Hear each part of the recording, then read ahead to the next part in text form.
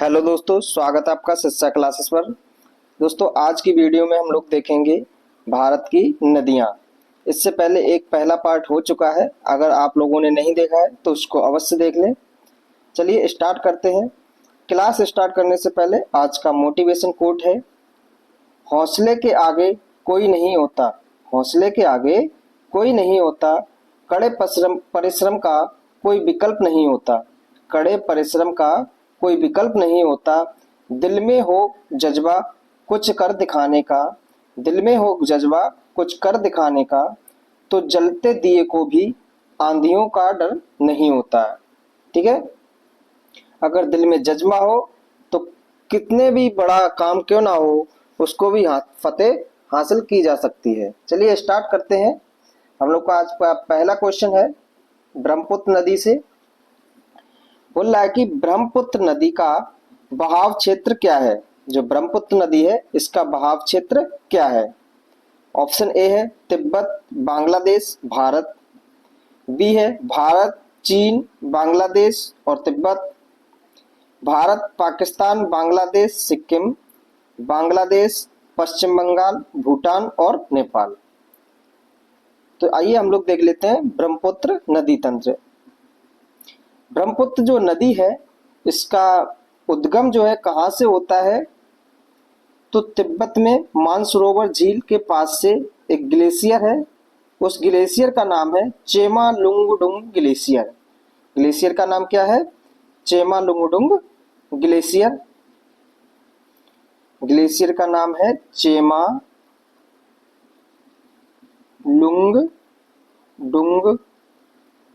Glacier. ठीक है। यहां से यह नदी निकलती है और नदी जब निकलती है यहां से तिब्बत से होते हुए, और तिब्बत में होने के बाद में भारत में यह एंटर करती है अरुणाचल प्रदेश से, और बांग्लादेश में एंटर करेगी और इसके बाद में यहाँ पे अपना मुहाना बना देती है बे ऑफ बंगाल में। ठीक है। तो आइए इसको देख लेते हैं। जो तिब्बत में इसका नाम, जो तिब्बत में यहाँ से गुजर रही है, तिब्बत में इसका नाम है यारलुंग सांगपो नदी। तिब्बत में क्या नाम है इसका? यारलुंग सांगपो। यारलुंग सांगपो नदी। और यह अरुणाचल प्रदेश में जैसे ही एंटर करती है तो इसका नाम हो जाता है दिहांग नदी। दिहांग नदी हो जाता है। असम में यहाँ पे एंटर करेगी, वैसे ही इसका नाम हो जाता है ब्रह्मपुत्र नदी। क्या हो जाता है? ब्रह्मपुत्र नदी। ठीक है। और जैसे यहां से बांग्लादेश में प्रवेश करेगी तब इसका नाम हो जाएगा जमुना नदी। जमुना नदी। ठीक। ये तो नदियां कहाँ कहाँ बहती हैं, तो इससे ही हमारा आंसर तो पता चल गया कहाँ कहाँ पे है। यहाँ पे हमारा कौन सी जगह है? एक सादिया। ठीक है। कौन सी जगह है? सादिया। सादिया से स्टार्ट होगी ब्रह्मपुत्र नदी और यहाँ पे अंतिम जो असम में स्थान है धुबरी। धुबरी। तो धुबरी से सादिया एक हमारा नेशनल वाटरवे भी है सेकंड, और यहाँ से यहाँ तक हमारी ब्रह्मपुत्र नदी कहलाती है। यहाँ पे क्या है? सादिया। सादिया। सादिया से धुबरी तक का जो क्षेत्र है उसमें ब्रह्मपुत्र नदी कहलाएगी। अब यहाँ पे ही एक नदी आके मिलती है जिसका नाम है लोहित नदी। कौन सी नदी है? लोहित नदी। लोहित नदी का जो कलर है वो रक्त मतलब लाल है। ठीक है। इस वजह से इसको लोहित नदी के नाम से भी जानते हैं। और यहाँ पे एक पुल बना हुआ है जिसका नाम है, पुल का भूपेन हजारिका पुल। पुल का नाम क्या है? भूपेन हजारिका पुल।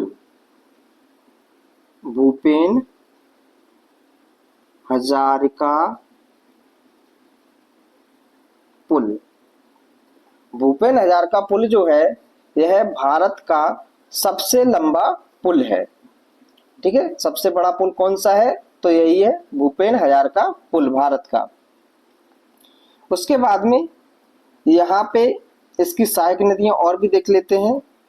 ब्रह्मपुत्र की सहायक नदियों में तो अरुणाचल प्रदेश में एक नदी और आती है जिसका नाम है दिबांग नदी। दिबांग नदी, दिबांग नदी अरुणाचल प्रदेश में इसकी सहायक नदी। और उसके बाद में सहायक नदियों में और भी देख लेते हैं। तो यहाँ पे हमारी है एक सुबनसिरी। कौन सी है? सुबनसिरी। सुबनसिरी के बाद में कामेंग। कामेंग के बाद में हमारा हो जाएगा मानस।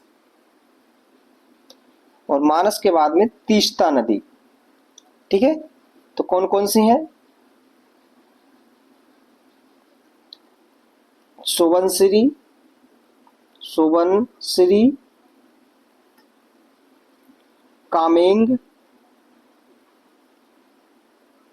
कामेंग, मानस और तीस्ता, यह इसकी सहायक नदियां हैं।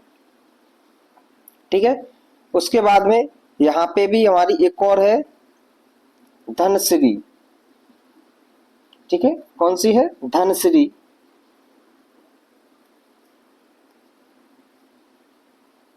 धनसिरी, इसकी सहायक नदियां और भी हैं, जैसे लिख सकते हो आप लोग आमो, संकोच।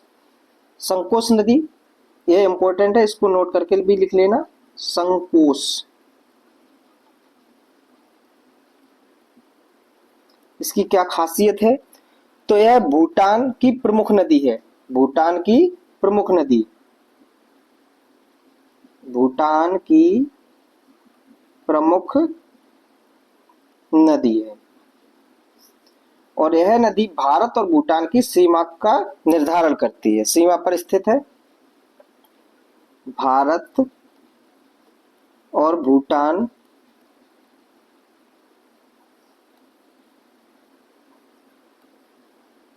भूटान की सीमा पर है ये।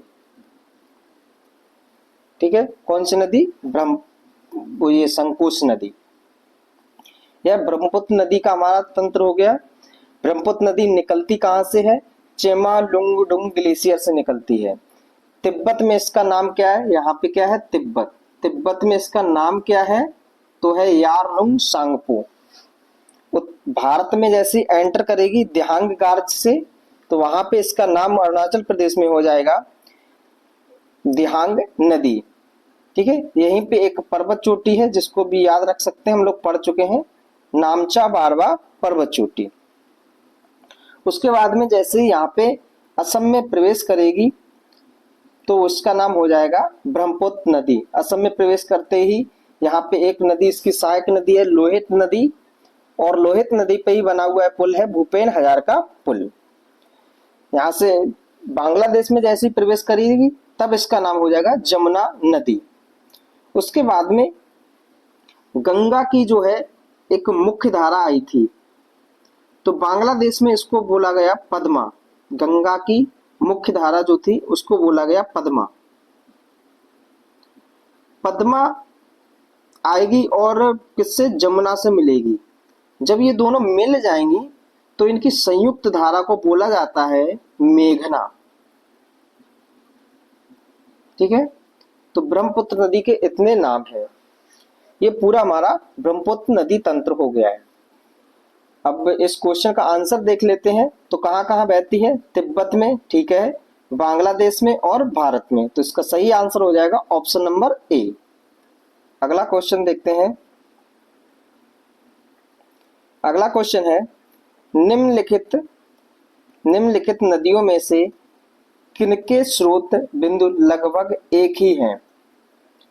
जो नदियां बह रही हैं उनका स्रोत यानी कि उद्गम स्थान, ओरिजिन जो है वो एक ही स्थान से हो रहा है। ऑप्शन है ब्रह्मपुत्र, गंगा, तापी, ब्यास, ब्रह्मपुत्र, सिंधु, सिंधु और गंगा।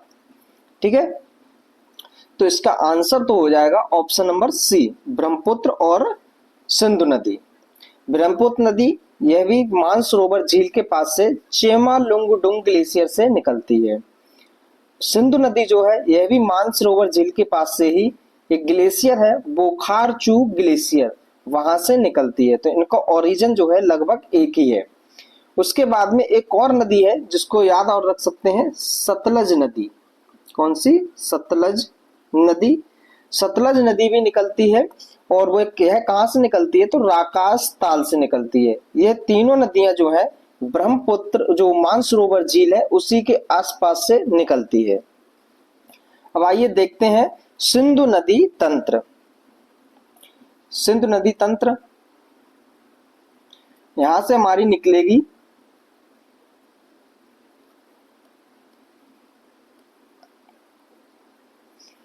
मानसरोवर झील के पास से, या कौन सा है हमारा? बोखारचू ग्लेशियर।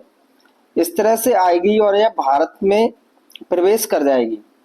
भारत में प्रवेश करेगी और उसके बाद में यह भारत से बाहर निकल जाएगी और अपना मुहाना बना लेगी जाके, ठीक है, अरब सागर में। तो हमारी ये भारत में प्रवेश कहाँ से करती है? तो भारत में प्रवेश करती है यह नदी जो यहाँ पे एक स्थान है हमारा लद्दाख में ही, इसका नाम है दमचौक।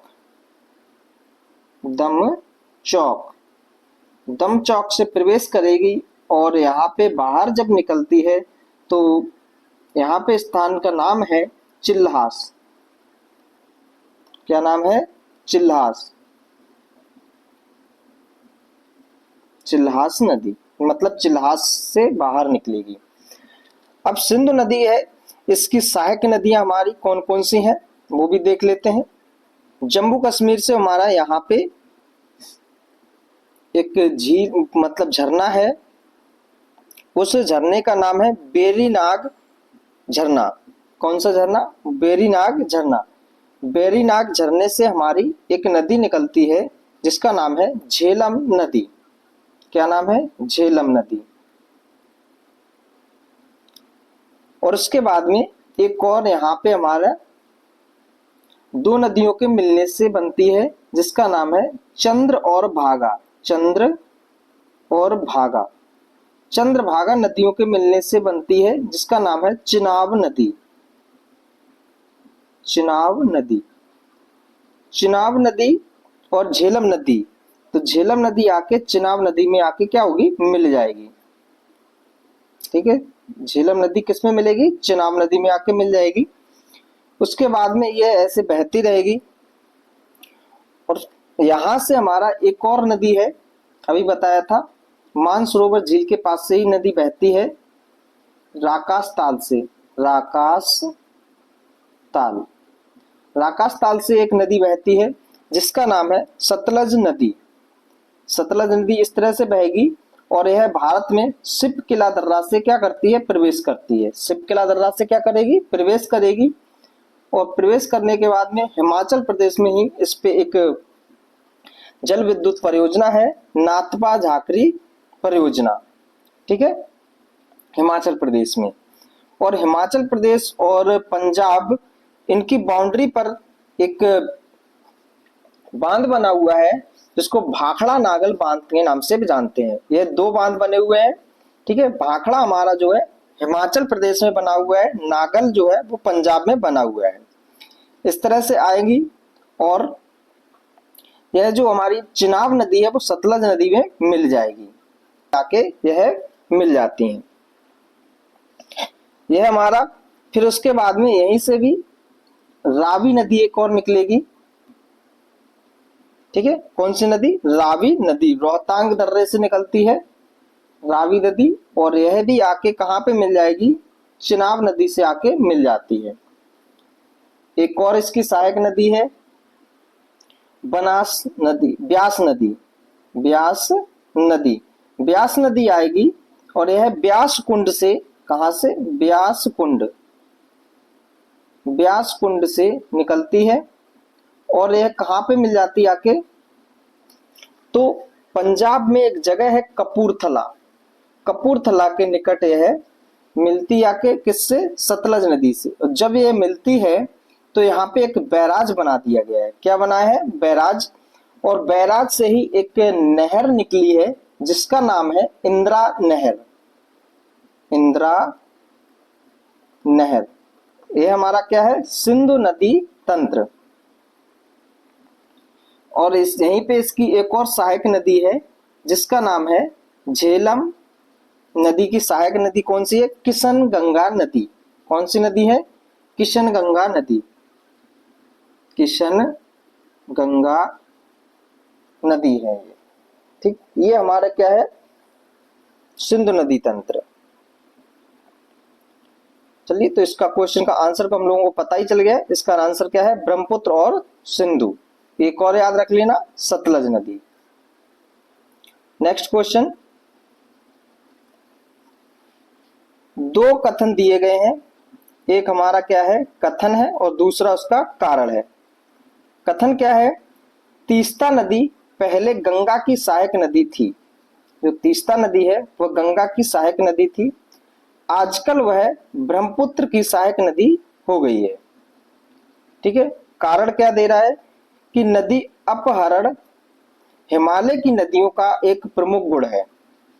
जो तीस्ता नदी है यह हिमालयी नदी है, और जो हिमालयी नदी है उनका नदियां जो है अपनी स्थिति परिवर्तित करने के नाम से जानते हैं, जाना जाता है इनको। जैसे यह पहले गंगा की सहायक नदी हुआ करती थी तीस्ता नदी, परंतु यह अपना रास्ता इसने क्या कर दिया, चेंज कर दिया। अब यह किसकी सहायक नदी हो गई है, ब्रह्मपुत्र की सहायक नदी हो गई है। तो कथन और कारण ये दोनों सही हैं और उसकी व्याख्या भी कर रहा है। तो इसका सही आंसर होगा ए और आर दोनों सत्य हैं और आर ए की सही व्याख्या करता है। तो इसका सही आंसर है option number A. Next question है, पश्चिमी घाट की नदियां डेल्टा का निर्माण नहीं करती हैं। जो पश्चिमी घाट की नदियां हैं यह डेल्टा का निर्माण नहीं करती हैं। इसका कारण बताया गया है क्या, वे छोटे से मार्ग से तीव्र गति से कड़ी यानी कि कठोर चट्टानों के ऊपर से प्रवाहित होती हैं। ये बात सही है। ठीक है। तो कथन और कारण ये क्या है, दोनों सही है। तो इसका भी आंसर क्या होगा, ऑप्शन नंबर ए सही होगा। ठीक है। जो हमारी इस तरह से देख ले रहे हैं, प्रायद्वीपीय नदियां हैं, प्रायद्वीपीय नदियों में से ज्यादातर नदी जो है, प्रायद्वीपीय नदियां कहां पे बहती हैं, तो बे ऑफ बंगाल में अपना मुहाना बनाती जाके। ठीक है। कहां पे, बे ऑफ बंगाल में। परंतु कुछ नदियां जो हैं वो कहां पे आएंगी, तो अरब सागर की तरफ आएंगी। तो जो अरब सागर की तरफ गिरती हैं यह पश्चिमी घाट से, मतलब यहां से होके आते हैं, तो कठोर चट्टानों से गुजरते हुए आते हैं, तो अपने साथ में अवसाद ज्यादा लेके नहीं आते हैं। तो यहाँ पे किसका निर्माण करती हैं, यहाँ पे क्या हमारा अरब सागर है, अरब सागर। तो यहाँ पे करेंगे एस्चुरी का निर्माण। किसका निर्माण करती हैं, एस्चुरी। परंतु जो बे ऑफ बंगाल में गिरती है नदियां, यह एस्चुरी और डेल्टा का निर्माण करती हैं। ज्यादातर किसका निर्माण होता है, तो डेल्टा का निर्माण होता है। और एक दो नदी जो ऐसी हैं जो डेल्टा और एस्चुरी दोनों का निर्माण करती हैं। ठीक है। तो ये हमारा क्या था, दक्षिणी जो प्रायद्वीप है यहां से बहने वाली नदियों के बारे में हम लोगों ने देख लिया। यहाँ पे देखो तीव्र ढाल इसमें बोल रहा है, तीव्र कड़ी ढल। तो जो हमारा पश्चिमी घाट है वो इस तरह से कगार पे है, ये हमारा क्या है, पश्चिमी घाट है। तो यहाँ पे कुछ ही मात्रा में क्या मिलता है, थोड़ी मात्रा में हमारा पानी को बहने का स्थान मिलता है, फिर उसके बाद में ये फिर से गिर जाता है अरब सागर में। तो इस प्रकार से अपने साथ में कुछ ज्यादा अवसाद लेके नहीं आती हैं नदियां। ठीक है। तो ये हमारा ऑप्शन ए सही है। अगला क्वेश्चन है, प्रायद्वीपीय भारत की सभी प्रमुख नदियां बंगाल की खाड़ी में गिरती हैं। प्रायद्वीपीय भारत की सभी प्रमुख नदियां कहां पे गिरती हैं, बे ऑफ बंगाल में गिरती हैं। परंतु नर्मदा तथा ताप्ती नदियां अरब सागर में गिरती हैं। ठीक है। कारण क्या है? नर्मदा और ताप्ती नदियां विभ्रंश यानी कि भ्रंश घाटी से होकर बहती हैं। अब जो हमारी नर्मदा और ताप्ती नदी हैं, ये कैसे बहती हैं? भ्रंश घाटी से होकर बहती हैं, क्योंकि हमारा यहाँ पे क्या है? सतपुड़ा है, पर्वत श्रेणी है, ठीक है, और उसके ऊपर क्या है? विंध्य पर्वत श्रेणी। तो इन्हीं के बीचों बीच से क्या गुजरती है? हमारी नदियां गुजरती हैं, नर्मदा और ताप्ती। तो यही हमारा क्या है? जैसे सतपुड़ा है, इसमें भ्रंश घाटियां बनी हुई हैं, तो उन्हीं से होते हुए गुजरती है कौन सी? हमारी नर्मदा और ताप्ती नदियां। तो यही बात है, मतलब विभ्रंश से गुजरती हैं, भ्रंश घाटी से गुजरती हैं नर्मदा और ताप्ती, और इनका ढलान जो है इस तरफ है, पश्चिम की तरफ, और यह नदियां जो है एस्चुरी का निर्माण करती हैं, नर्मदा और ताप्ती नदी। तो इसका सही आंसर हो जाएगा ऑप्शन नंबर ए और आर दोनों सही हैं। आर ए की व्याख्या भी करता है। नेक्स्ट क्वेश्चन है, इन पश्चिमी वाहिनी नदियों में से कौन दो पर्वत श्रेणियों के बीच बहती है? जो नदियां हैं इनमें से कौन सी नदी जो है दो पर्वत श्रेणियों के बीच से होकर गुजरती है या बहती है? ऑप्शन ए है Sharavati, option B Narmada, option C Mahi, option D Sabarmati. तो इसका सही आंसर है ऑप्शन नंबर बी नर्मदा नदी। नर्मदा नदी जो है हमारी दो पर्वत श्रेणियों के बीच से होकर गुजरती है, विंध्य और सतपुड़ा पर्वत श्रेणी जो है हमारी, ऊपर हमारी क्या है? विंध्य पर्वत श्रेणी, और नीचे है सतपुड़ा पर्वत श्रेणी, और इसके बीच में से कौन सी नदी बहती है? तो वह बहती है हमारी नर्मदा नदी, ठीक है। अब ये शरावती इसमें दिया गया है। शरावती नदी हमारी कहां पे बहती है? तो कर्नाटक में बहती है, इस तरह से है, और यह कर्नाटक में बहेगी। कर्नाटक में ही यहाँ पे इसी नदी पर, शरावती नदी पर एक बांध बना हुआ है जिसका नाम है कुच्चिकल जलप्रपात, सॉरी बांध नहीं, जलप्रपात है, जो कि भारत का सबसे ऊंचा जलप्रपात है। कौन सा है? कुच्चिकल जलप्रपात, जो कि भारत का सबसे ऊंचा है, सबसे ऊंचा वाटरफॉल है ये। माही नदी जो है हमारी, यह कर्क रेखा को दो बार काटती है, यहां से निकलेगी और इस तरह से आके ये आएगी। तो माही नदी कर्क रेखा को दो बार कट करती है। शरावती नदी यह हमारी गुजरात में ही बहती है, ठीक है, साबरमती आश्रम इसी के किनारे बसा हुआ है, साबरमती नदी के किनारे, और यह गांधी जी के द्वारा बनवाया गया था। कब बनवाया गया था? तो 1915 में बनवाया गया था, जब गांधी जी अफ्रीका से वापस लौटकर आए थे, ठीक है। जब गांधी जी अफ्रीका से वापस लौट के आए तो उसी दिन को प्रवासी दिवस के नाम से भी जाना जाता है। गांधी जी कब आए थे वापस? तो 9 जनवरी 1915 को वापस लौट कर आए थे। इसी दिन को क्या मनाते हैं? तो प्रवासी दिवस के नाम से भी मनाते हैं, ठीक है। तो हम सारी नदियों के बारे में हम लोगों ने समझ लिया, इसको याद रख लेना, ये इंपॉर्टेंट है। कुच्चिकल जलप्रपात यह भारत का सबसे ऊंचा जलप्रपात है, और यह कहाँ पे है? तो कर्नाटक में है। किस नदी के ऊपर है? तो शरावती नदी के ऊपर स्थित है। नेक्स्ट क्वेश्चन है,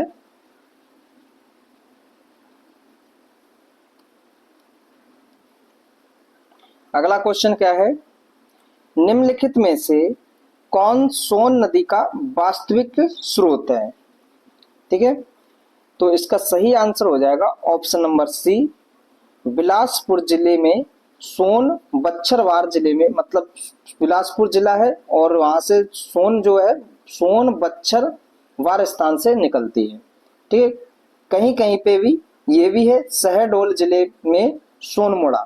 तो ये दोनों स्थान जो है इसके सही हैं। अगर इसमें ई ऑप्शन बना दिया जाए कि एक से अधिक, तो हमारा क्या हो जाएगा, एक से अधिक वाला ऑप्शन सही होगा। ठीक है, अगर हमारा ये 4 ही दिए गए हैं तो इनमें से हम सी वाले को मान लेंगे, बिलासपुर जिले से निकलती है। सोन नदी का जो उद्गम है वो कहाँ से है, तो अमरकंटक की पहाड़ी से स्थित है। मतलब अमरकंटक जो है यहां से निकलेगी और यहां से निकलने के बाद में यह कहां पे, गंगा में आके मिल जाएगी। ठीक है, तो यहीं पे इसी नदी पर, सोन नदी पर एक वो बना हुआ है सेतु, जिसका नाम है गांधी सेतु। बिहार में बना हुआ है जिसका नाम क्या है, गांधी सेतु।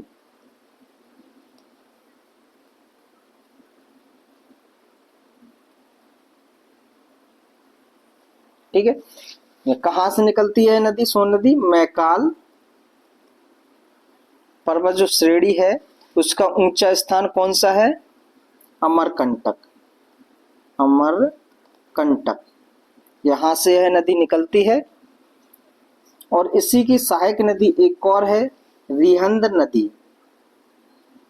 रिहंद नदी, रिहंद नदी किसकी सहायक नदी है, तो सोन की सहायक नदी है। ठीक है, और रिहंद नदी पे ही बांध बना हुआ है, रिहंद बांध। कौन सा बांध बना हुआ है, रिहंद बांध।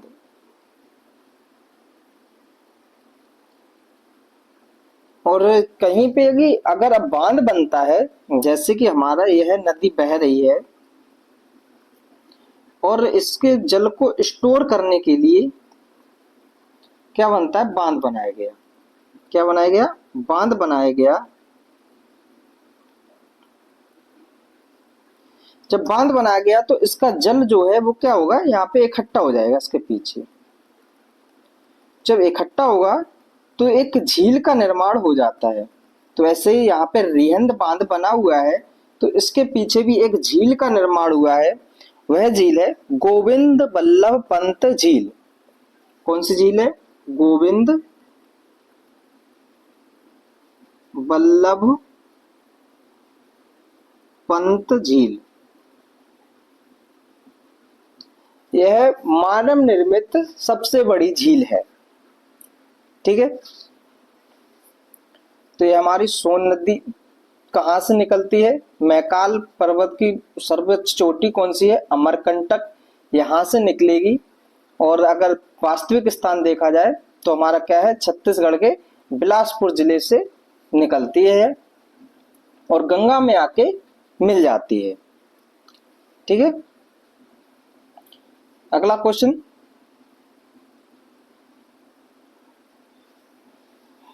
अगला क्वेश्चन है, भारत की निम्नलिखित नदियों में से कौन पश्चिमी घाट से निकलती है, सॉरी नहीं निकलती है। यहाँ पे ये नहीं वाला अवश्य देखना है, गलती हो जाती है। गोदावरी, ताप्ती, कावेरी और कबाम। तो इनमें से कौन सी नदी जो है हमारी पश्चिमी घाट से नहीं निकलती है। ठीक है, कावेरी नदी ये भी हमारे ब्रह्मगिरी जो पर्वत है यहाँ से निकलती है। गोदावरी नदी हमारी तिरमकम पठार से भी निकलती है।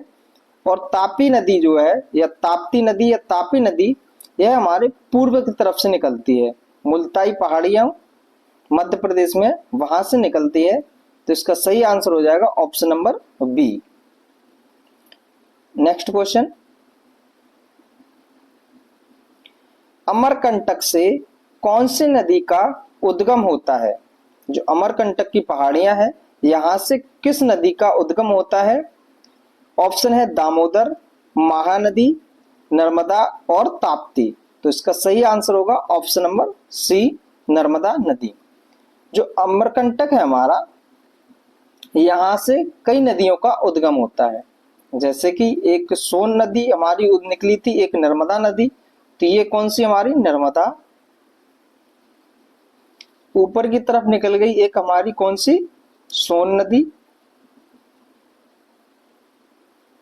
एक दक्षिण में भी निकलती है जिसका नाम है हसदो नदी। हसदो नदी, ठीक है। ये कहां से निकलते हैं? तो अमरकंटक से ही इनका उद्गम स्थान है। दामोदर नदी है, यह छोटा नागपुर के पठार से होते हुए निकलती है।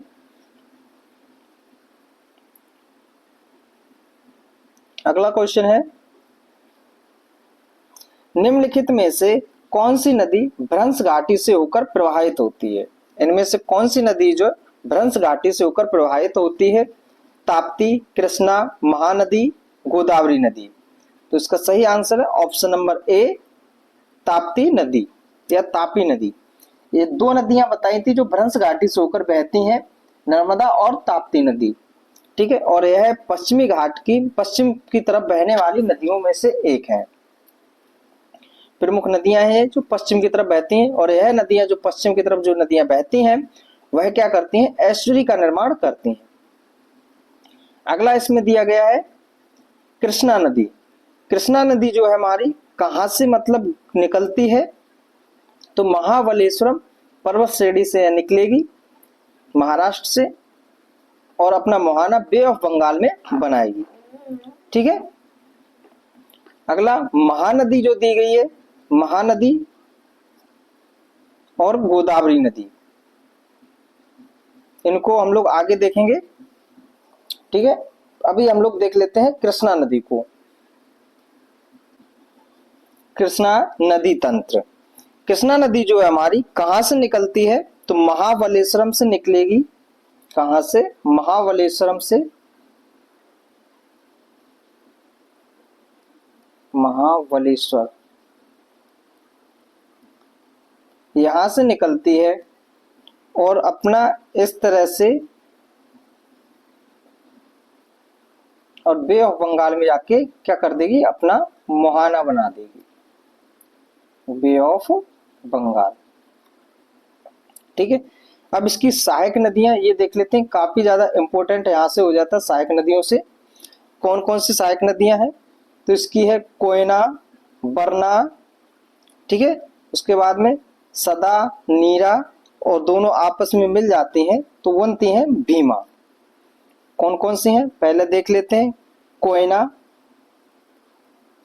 कोयना नदी, उसके बाद में बरना, बरना, और यहाँ पे हमारी है सदा और नीरा।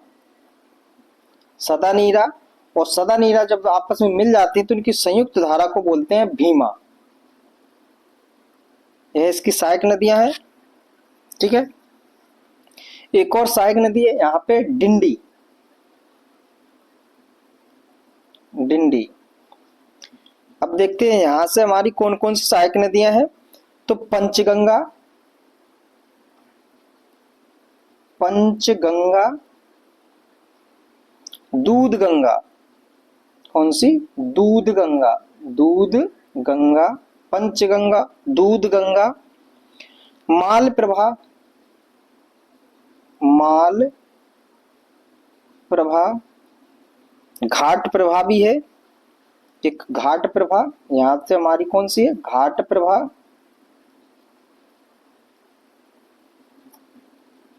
ठीक है। और दो नदियां और याद रखनी है, तुंगा और भद्रा।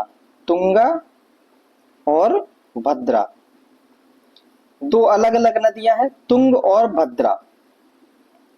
तुंग, भद्रा, और इन दोनों की संयुक्त धारा को बोला गया तुंगभद्रा। तुंगभद्रा नदी, ठीक। यह है इसकी क्या है? सहायक नदियां हैं। तुंग और भद्रा नदी जो है इनके बीच में एक दोआब है जिसके पीछे इतिहास में हमारी कई सारी लड़ाइयां हुई हैं, ठीक है। ये वाला जो क्षेत्र है इसमें कौन सा दोआब है? तो जिस दोआब को बोलते हैं रायचूर का दोआब। रायचूर दोआब, ठीक है। इस पे हमारे कुछ बांध बने हुए हैं, उनको भी याद रख लेते हैं। कौन कौन से? अलमाटी बांध। कौन से बांध बने हुए हैं? बांध कृष्णा नदी पर अलमाटी बांध। अगला हमारा नागार्जुन बांध, नागार्जुन बांध। ये किस पे बने हुए हैं? तो कृष्णा नदी पर बने हुए हैं। ठीक है, ये हमारा कृष्णा नदी तंत्र है। कृष्णा नदी निकलती कहाँ से है? तो महाबलेश्वर से निकलती है। इसकी सहायक नदियां कौन कौन सी हैं? कोयना, बरना, सदा, नीरा। सदा नीरा के संयुक्त धारा को बोलते हैं भीमा। उसके बाद में डिंडी, फिर घाट प्रवाह, माल प्रवाह, पंचगंगा, दूध गंगा, तुंगभद्रा और तुंगभद्रा। तुंगभद्रा की भी एक सहायक नदी है, अगर याद रख सको तो उसको भी याद रख लेना, जिसका नाम है हगरी, हगरी नदी। यह किसकी सहायक नदी है? तुंगभद्रा की सहायक नदी, भद्रा की सहायक। ठीक है, उसके बाद में एक और ये नदी याद रख लेना, यहाँ पे है हमारी मूसी नदी, इंपॉर्टेंट है। कौन सी नदी है? मूसी नदी, हैदराबाद से निकलती है। पूछा जाता है हैदराबाद जो है किस नदी के किनारे बसा हुआ है? तो मूसी नदी के किनारे बसा हुआ है। कौन सी नदी है? मूसी नदी। और मूसी नदी पे ही दो बैराज या सागर हैं। कौन कौन से हैं? ओस्मान सागर और हिमायत सागर, दो सागर हैं मूसी नदी पर। मूसी नदी के किनारे कौन सा है? तो हैदराबाद।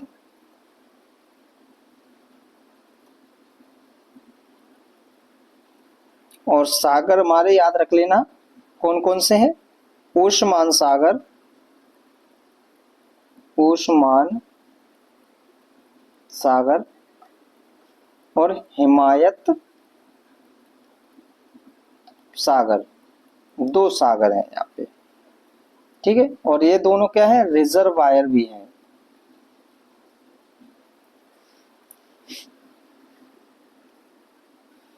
अगला क्वेश्चन देखते हैं। अगला क्वेश्चन है, निम्नलिखित में से कौन सी नदी अंश घाटी से होकर बहती है? अंश नहीं, यहाँ पे भ्रंश घाटी होगा, भ्रंश घाटी, भ्रंश घाटी से होकर बहती है। तो यह हमारे रिपीट क्वेश्चन है, तो इसका सही आंसर है ऑप्शन नंबर ए, तापी नदी। नेक्स्ट क्वेश्चन है, अमरकंटक से कौन सी नदी का उद्गम होता है? तो इसका सही answer option number C, Narmada नदी। भारत की निम्नलिखित नदियों में से कौन पश्चिमी घाट से नहीं निकलती है? जो नदियां दी गई हैं इनमें से कौन सी नदी पश्चिमी घाट से नहीं निकलती है, उसको बताना है। ठीक है, तो कौन सी नदी है हमारी? तो ऑप्शन नंबर बी इसका सही है, तापी नदी। बाकी सब हमारी पश्चिमी घाट से निकलती हैं। ठीक है, गोदावरी नदी जो है वो कहाँ से निकलेगी? तो हमारा त्रियंबकम पठार से निकलती है। कावेरी नदी ब्रह्मपुत्र, ब्रह्मगिरी पहाड़ी जो है वहां से, कर्नाटक से, वहां से निकलती है। अगला दिया गया इसमें कवाम नदी, या इसी को बोलते हैं कवानी नदी या कवनी नदी।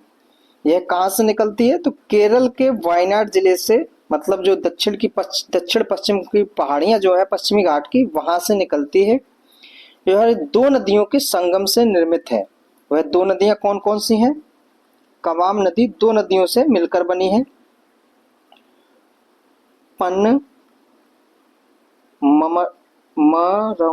पनमरम नदी। अगला मानंतवाड़ी नदी, मानंतवाड़ी नदी। इन दो नदियों के मिलने से नदी का निर्माण हुआ है कवाम नदी। इसका उद्गम स्थान कहाँ पे है? तो केरल के वायनाड, जहां से राहुल गांधी जी जो है वो सांसद हैं, केरल का वायनाड।